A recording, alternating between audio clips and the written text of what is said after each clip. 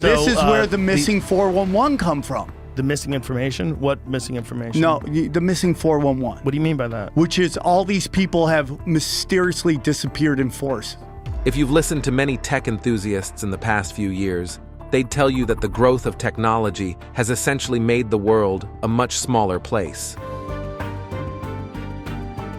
However, even with the pervasion of technology, there are still several aspects of our large planet that remain unexplored. And as you can imagine, many of these places have incredible mysteries yet to be discovered. One such place is Antarctica. Known as the southernmost continent on the planet, this region remains one of the largest uninhabited areas of our world. However, even some research expeditions have been made here, and the results have been interesting. So, what exactly has been found in Antarctica? How do these findings relate to our species and our world? Let's find out everything in this video. Antarctica, the lost continent. If you recall your middle school lessons, you'd remember that our world has a grand total of 7 distinct continents.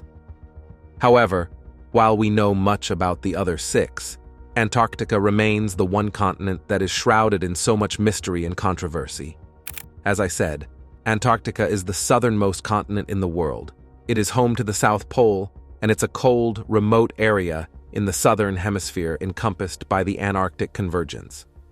For those who might not know, the Antarctic Convergence is an uneven line of latitude where cold, northward-flowing Antarctic waters meet the warmer waters of the world's oceans. In general, the Antarctic covers approximately 20% of the southern hemisphere. The continent is the 5th largest in the world when you consider total area, and it holds a landmass that's larger than both Europe and Oceania. As for uniqueness, well, there's a lot that stands out when it comes to this continent. For one, Antarctica is the only continent in the world that does not have a native human population. There are no countries on the continent, and in total, there are about 10,000 people who live here. Because Antarctica is a largely unexplored region, no one really has a hold on it. To date, the only major legal holding for the region comes from the Treaty of Antarctica, a treaty signed in 1959 that involved 12 countries whose scientists had been doing research in the region. The treaty is really the only document that tries to lay a claim on the territory of Antarctica, but even it does not recognize any country's claim to the land. Now, considering the continent's unique location and the facts surrounding it, you can imagine that Antarctica is one area that has a lot of eyeballs on it. Pretty much every other continent has been explored in its length and breadth, but Antarctica remains that one place that we don't know much about. But what if I told you that the American government has actually done some work here in the past? Well, we'll be going into a lot of interesting facts about this continent, so you might want to hold on to your hats. Ever heard of Operation High Jump? If you haven't, don't be alarmed. It's one of the many secret operations conducted by the US government, and it specifically involves Antarctica. A few years ago, Joe Rogan, one of the most popular podcasters of our time, had an episode of his podcast that led to some pretty shocking revelations surrounding this region. In an episode from 2022, Joe had on Sam Tripoli, a fellow comedian and podcaster, on The Joe Rogan Experience. And here, Sam explained everything about Operation High Jump, the secret experiment launched by the American government to try to top the Nazis at the height of the Second World War. Now, sure, you might think that this is no more than a conspiracy theory, but let me tell you, Operation High Jump actually did exist. Designated officially as the United States Navy Antarctic Developments Program, the program was commissioned by the Truman administration and was led by Rear Admiral Richard E. Byrd, an aviator and explorer who is widely regarded as the first person to ever fly across Antarctica. It ran from 1946 to 1947, after which it was abruptly ended by the government for some reason. Joined by Rear Admiral Etha Eric Larson, who led it, Byrd's mission was to help establish an American military presence in Antarctica. This was just the end of World War II, and the American government was looking to press whichever advantage it could to cement its status as a global superpower. Considering that this was a part of the world that no one really knew or had been to before, the US government spent quite a lot of resources on Operation High Jump. Byrd led a crew that consisted of about 13 warships, 700 military personnel, and several aerial vehicles and machines to go check out the lay of the land. Their job was to determine if it was possible for the government to establish military bases in Antarctica, thus expanding American land and territories. The region was uninhabited after all, so the government pretty much felt like they could just stroll in, establish their authority, and have everyone fall in line. Well, as it usually is with these missions, the objective doesn't always align with the realities on ground, and according to Sam, journals written by Byrd himself showed that the Navy ended up finding out some pretty spooky stuff, including unidentified flying objects that were already affiliated with the Nazis. He basically met with UFOs, Nazi UFOs. What? Yes. According to Sam, the Nazis had actually beaten the US Navy to the punch when it came to getting to Antarctica, so much so that they had already struck a deal with aliens to use their superior technology in World War II to conquer the Allied forces. Sam further explained that Byrd and the top brass at Operation High Jump realized the enormity of this risk, and they quickly sent a message back to the president, explaining to him that they needed to make their own deal with the alien race that was already dominant on Antarctica if they hoped to counter the pact made with the Nazis. Otherwise, the entire world faced complete annihilation. The president, realizing that a deal with the aliens would be the only way out, obliged. So, what was this deal? What did the Americans have to give up in order not to be exterminated by the aliens? Well, according to Sam, Byrd's journal showed that the US government cut a deal that allowed the aliens to conduct experiments on American citizens. But wait, that's not all. If you really want to understand what a doozy this deal was, check out what Sam says next. And that's where they say Eisenhower made a deal with these aliens that they could kidnap people and do experiments, but they couldn't just do it anywhere. They had specific places, which were our national forest. What? Yeah, dude. Now, this is interesting. All our lives, we've been taught that national parks and forests were basically places where our natural beauty could be preserved, and people could marvel at the splendor of nature. Who knew that these parks and forests could be harboring something sinister? Had enough of the weirdness of this story? Well, there's more. According to Sam, the pact that was made between the US government and the aliens in Antarctica led to the case of the missing 411. Now, for those who might not know, the missing 411 refers to a bunch of unsolved cases that had to do with about 5 people who were kidnapped across different national parks in the United States from the 50s to the turn of the millennium.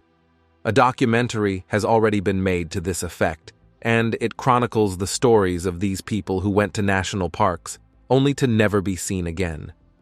Even more spooky, the victims of these disappearances had several things in common, as Sam himself alludes to. So missing 411 is the number of people that have been abducted? Yeah, and it's all really weird because they all have a lot of similar characteristics. German-born, German background, highly intelligent, and I don't know how weird you want to get, bro. I want to get weird. Okay, bro. They think this might be some time-traveling Nazi bro. Okay, before you go in too deep, I've got to say that a lot of this stuff seems a bit conspiratorial. For one, if the Nazis already had a deal to use the aliens' weapons in World War II, why didn't they? Was there something holding them back? Why were they watching until the Americans came and made their own deal? Still, you have to question some of the exercises that were done in Antarctica and the real motives behind them. If the Americans really did go into Antarctica, why exactly haven't they gone back? I mean, we're already talking about establishing colonies on the moon, thanks to private companies like SpaceX and Blue Origin, and even top officials at NASA are really serious about humans becoming a multi-planetary species. But for some reason, even to date, we have less than 10,000 people living in Antarctica. Why on earth is that? Yeah, something doesn't seem right if you ask me. Ancient maps and the lost civilization of Antarctica. If there's anything you must have gotten so far, it's the fact that there's definitely a lot that's special about Antarctica. I mean, think about it. With all the technology we have, we've been able to explore just about every inch of our planet, from the top of Mount Everest to the very surface of the Mariana Trench. But, for some reason, Antarctica has remained relatively uninvestigated. Why is that? Well, some experts believe that the issue isn't that we've not explored Antarctica. It's that the region is just so important that most people who have waded in have failed to disclose what they found. Nevertheless, some maverick thinkers and explorers have been able to do some digging, and what they found about this region is truly something special. Take Graham Hancock, for example. The British author and explorer has dedicated the past few decades toward understanding the mysteries of our world, and he is of the firm belief that Antarctica could just be one of the keys to understanding the history of our planet, and perhaps even us as a species. In a separate episode of the Joe Rogan Experience, Graham shared what he believed to have been proof of Antarctica being the home of an ancient civilization that walked the Earth long ago, and which suddenly got wiped out. Or maybe they left. Now, to really understand this, you would need to know a little backstory about this continent. According to most sources, Fadej Fadejevich Bellingshausen, a cartographer and explorer of the former Russian Empire, was the one who discovered Antarctica. Bellingshausen apparently discovered the region while on an expedition in 1820, describing it as an ice shore of extreme height. And with his findings, he was able to bring us all to a better understanding of Antarctica as a continent. Nevertheless, the fact that Bellingshausen discovered Antarctica has also come under some immense scrutiny. For instance, some sources claimed that Edward Bransfield, an officer of the Royal Navy, was actually the one who discovered high mountains covered with snow along the Antarctic region around the same time that Bellingshausen was said to have discovered the continent. To add an even more interesting twist, some people believe that the continent was actually discovered by fellow British explorer Captain James Cook, who led a team to find it for 3 years between 1772 and 1775. However, while they did make it to the Antarctic Circle, they subsequently gave up their mission after they were unable to find any land. Whatever it is, most history books peg the discovery of Antarctica to be around the late 1700s or early 1800s. However, according to Graham, the continent's discovery came much earlier. To illustrate his point, Graham shares details about the famous Bimini Road, a rock formation buried underwater in the Bahamas. The formation was discovered close to the North Bimini Islands, and it consists of a northeast-southwest linear feature that spans about 0.8 kilometers. All through this region, what you mostly see are rectangular limestone rocks. And the point is, and another point I'd like to make is Bimini today is a tiny, tiny island. But Bimini during the Ice Age was part of an enormous island. The whole Grand Bahama Bank was above water, an enormous island. And weirdly, that island turns up on an ancient map. It turns up, that's not the Bimini Road. Like Antarctica, the discovery of Bimini Road has caused massive arguments. While most mainstream sources would have you believe that it is filled with rock formations, however, Graham disputes that fact. The Bimini Road is not even very deep. It's only about 20 feet deep. It was one of the last things to be covered by Ice Age sea level rise, and that's why we show a graphic, a reconstruction of it above water. It's made of extremely regular blocks, megalithic blocks, on a very large scale, more than 1,000 feet in length. When you dive on it, and I've dived on it multiple times, and I went back to diving in order to dive on it again in this series. It's impossible to believe that it's entirely a work of nature. A marine biologist there with me who's dived all over the world, and he agreed with me that there's just no way that this thing can be explained as a totally natural phenomenon. To add an interesting twist, Graham also explains that although North Bimini is a relatively small island, it used to be part of something much bigger that existed centuries ago. He goes on to show several ancient maps, all of which show that the island was indeed part of something bigger than what it is now. Somebody, I believe, was mapping the world, was exploring the Earth during the Ice Age, and left us ancient maps that show features that only existed during the Ice Age. That's the Orontius Phineas. No, this is Piri Reis. Oh, that's Piri Reis. Just got it on the side, but down, it's on its side at the moment. But Yeah. down there in the lower left, if you bring the cursor down, that big island down there in the lower left, that island is exactly where the Grand Bahama Banks were, an above water version of the Grand Bahama Banks during the Ice Age, and that feature running down the middle of it looks very like the Bimini Road to me. The Piri Reis map is credited to Piri Reis, an explorer and navigator of the Ottoman Empire who drew ancient maps that helped fellow explorers with wayfinding. According to him, much of his drawings had been based on older maps that he gathered as he moved across the world. While many of these maps have been lost to time, they still served as inspirations for his books. Graham's belief, therefore, is that there had to have been someone who traced these maps across years, especially during the last Ice Age, who left a trail for Peary and several of his fellow explorers to follow. But wait, that's still not all. According to Graham, Antarctica itself appears to have been shown on some of these ancient maps. All of this goes to show that while conventional sources tell you that Antarctica was discovered back in the early 1800s, the region had actually gotten some exposure long before that. How early? Well, according to Graham, something around the 1500s. Graham buttresses his point by alluding to the Orontius Phineas map, which actually shows a formation that looks eerily like Antarctica. Phineas was a French mathematician and illustrator who lived from 1494 to 1555, and indeed, his maps showed Antarctica, although at the time he referred to the region as the Southern Lands. Whether it was the Southern Lands or Antarctica as we know it today, the fact remains that this region was always present. So you kind of have to ask, how is it that the people in the 14th and 15th centuries found out about a region that we just realized around 200 to 300 years ago? Well, Graham has an explanation for this as well. According to him, this could simply be proof that civilization indeed existed before we humans, and they had helped with mapping out the entire area before any of these early explorers even managed to get on the scene. A whole new world. One of the major reasons why Antarctica has remained relatively untapped, or at least we think it has, is the fact that the region is pretty difficult to reach.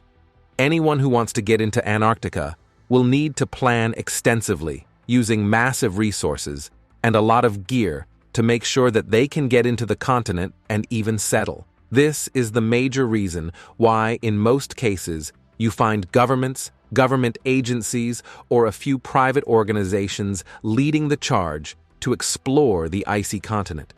And while the conventional knowledge is that the U.S. government is mostly the one to do most of the expeditions, this isn't necessarily the case. We all know about Operation High Jump and what the Navy found when it went into Antarctica. However, following this mission, a lot of expeditions began popping up in the region surrounding Antarctica, leading to much attention being placed on the area. In August 1948, the U.S. government proposed that the entire continent of Antarctica be placed under the guardianship of the United Nations. The proposal requested that Antarctica be classified as a trust territory administered by Argentina, Australia, Chile, France, the United States, the United Kingdom, and New Zealand. However, the idea was roundly rejected by the governments of Argentina, Australia, Chile, France, and Norway. Because of this rejection, the legal status of Antarctica remained pretty murky, and it seemed more like no one really wanted to have sole guardianship of the continent. Well, when the 50s came along, the Cold War really started to brew. The United States government was concerned that the Soviets were also interested in the icy continent, and they had a vested interest in ensuring that the Soviet Union was kept away from Antarctica. To make things worse, the Soviets informed the United Nations that they would not accept any form of agreement for guardianship that did not consider them. This essentially meant that there was a threat of the Soviets making a territorial claim, thus bringing the Cold War to Antarctica. By 1959, a treaty was signed between 12 countries: Argentina, Australia, Belgium, Chile, France, Japan, New Zealand, Norway, South Africa, the United Kingdom, the United States, and the Soviet Union. The treaty, known as the Antarctic Treaty, essentially states that no single country can lay claim to the icy continent. At the same time, all countries that signed this treaty agreed to respect each other's rights on the continent and only venture there for research and scientific purposes. Basically, the point of this treaty was to make sure that the environment around the Antarctic remains protected and that no man-made activity threatens the region's biodiversity. Because of this treaty, it's pretty difficult for anyone to just venture into Antarctica. I mean, the cold in the region is pretty challenging enough, but even if you wanted to head there, you'd be faced with a bevy of restrictions and challenges overall. To be fair, the treaty doesn't prevent things like tourism. But if you were to venture into Antarctica, you'd need express permission from one of the governments that signed a pact here. So, you might be asking, why exactly is it that the entire Antarctic region is difficult to get into? Well, one of the many reasons is that the governments that came together to sign the treaty themselves are still doing their own findings, and even their research has led to some pretty interesting discoveries.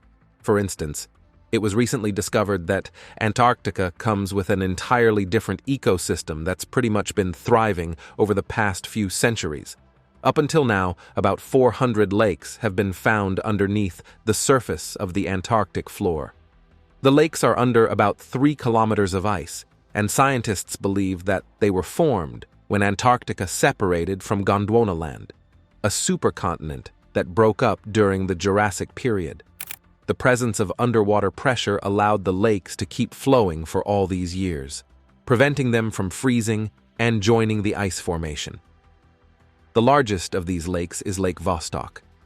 Discovered in the 90s, it lays about 2.5 kilometers under the icy floor, and scientists claimed that it has clocked as low as 3 degrees in temperature. Lakes like Lake Vostok have been found to hold microorganism ecosystems, many of which have been traced to millions of years.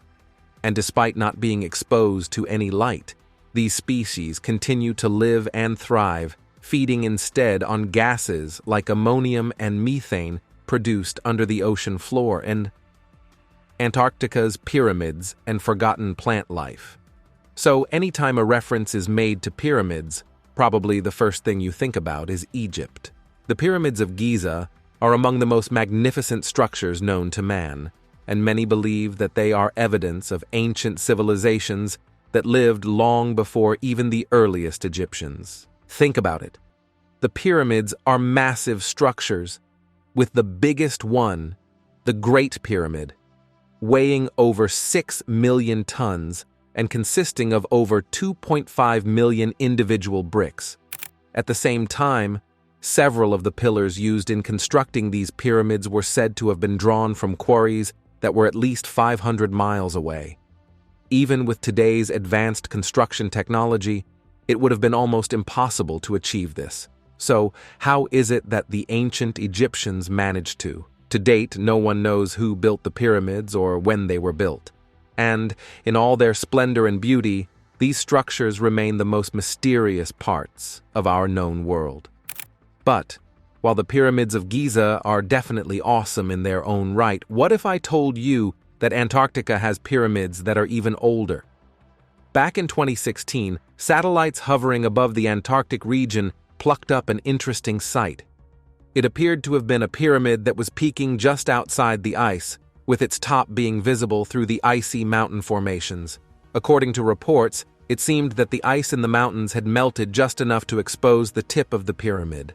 However, scientists were unable to get a really close look because the region was so difficult to reach. Essentially, they believed that it must have been a man-made structure that was built hundreds of thousands of years ago. Recently, there have been a number of reports of pyramids, huge great pyramids in Antarctica. They jut out of the ice and snow, and they look perfect, just like those in Egypt. But they dwarf those in Egypt, like the Great Pyramid. Of course, an actual natural pyramid would probably not have been able to survive the icy conditions. So, does this mean that there were people who built these pyramids? And if so, who were they? Where did they come from? What else could they have built in this region? All of these have led to scientists believing that there was indeed an entire civilization that lived in Antarctica, probably before the region was even discovered by the outside world. The problem, of course, is that it is almost impossible to ascertain for now because the area is just so inaccessible. That said, the impossibility of the task hasn't meant that some people haven't tried to make sense of all of this. Back in 2017, a team of geologists from the Alfred Wegener Institute for Polar and Marine Research in Germany ventured into Antarctica and tried to get core samples from underneath the continent's frozen seafloor. The experts were looking to try and find out what the continent's climate must have been like centuries ago, and they discovered over 60 different taxa of plants. Johann Klages, one of the project's lead researchers, explained that the sediments in the core sample resembled something you'd find in, say, a rainforest. In a temperature regime as cold as this, the experts were truly shocked. Ideally, this vegetation should not be able to survive here at all. Based on its location and environment, the experts believe that Antarctica must have been a continent that supported life and plant growth. It might look like a frozen wasteland at the moment, but there is every evidence to point to the fact that it didn't always look like that. At the end of the day, many of these are simply hypotheses. Because Antarctica is so restricted, there is still a lot of work that needs to be done to help us come to a better understanding of how this continent must have been, or maybe the work has actually been done and those who did it just haven't shared their findings with us. Only time will tell. The very nature of Antarctica makes it one of the most intriguing parts of our world, and as research into this region gets deeper, you can only begin to imagine what's left to be found. What do you think, though? Is there more to be found in this seemingly frozen wasteland? Let us know in the comments.